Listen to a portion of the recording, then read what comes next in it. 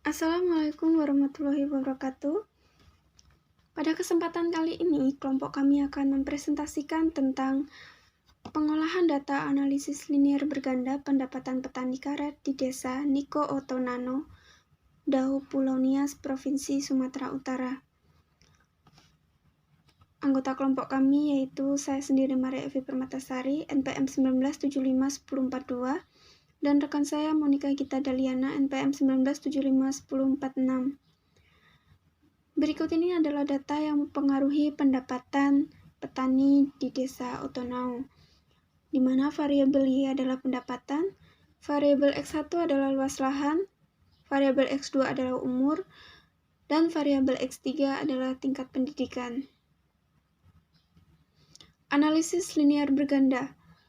Analisis linear berganda adalah hubungan antara dua variabel atau lebih, variabel independen X dengan variabel dependen Y secara linear.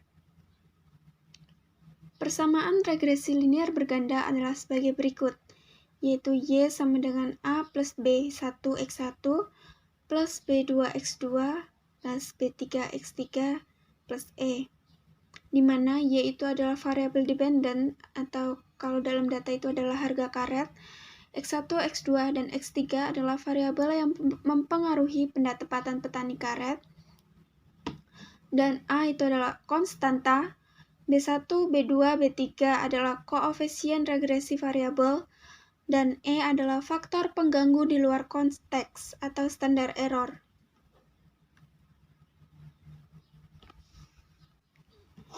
Yang berikutnya adalah hasil analisis regresi linear berganda. Berdasarkan perhitungan menggunakan program SPSS for Windows Release, diperoleh hasil sebagai berikut. Dapat dilihat pada tabel.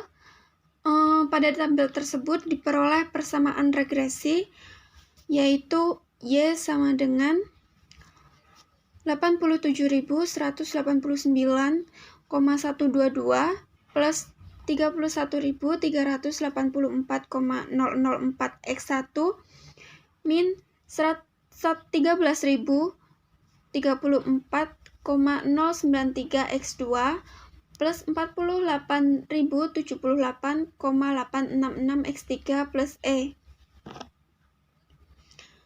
Yang keempat yaitu uji parsial atau uji T.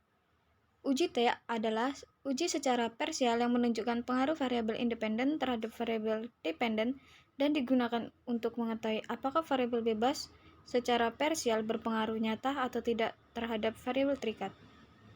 Kriteria pengujian: A.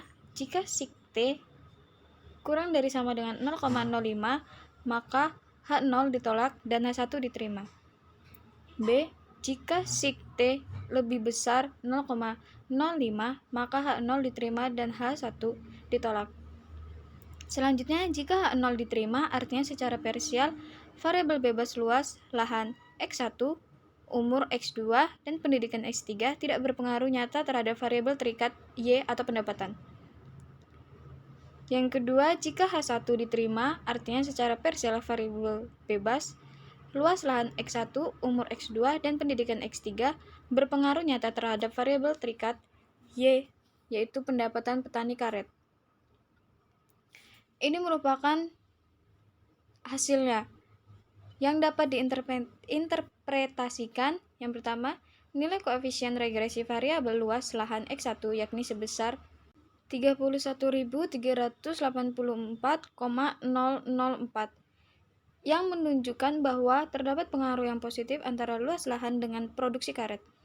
Setiap adanya pertambahan luas lahan 1 hektar per musim panen, maka pendapatan petani bertambah sebesar Rp31.382 setiap 1 kali panen.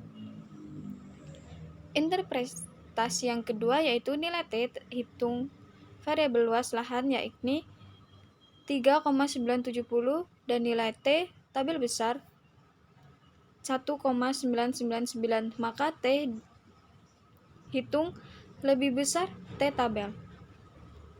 Tingkat signifikansi T sebesar 0,0, maka nilai signifikasi T 0,00 lebih besar dibandingkan 0,05. Sehingga dapat disimpulkan bahwa H0 ditolak dan H1 diterima, yang artinya variabel luas lahan memiliki pengaruh yang negatif terhadap pendapatan karet. Kesimpulan 1. Variabel luas lahan X1, umur petani X2, dan pendidikan X3 secara serempak berpengaruh signifikan terhadap pendapatan petani yaitu Y.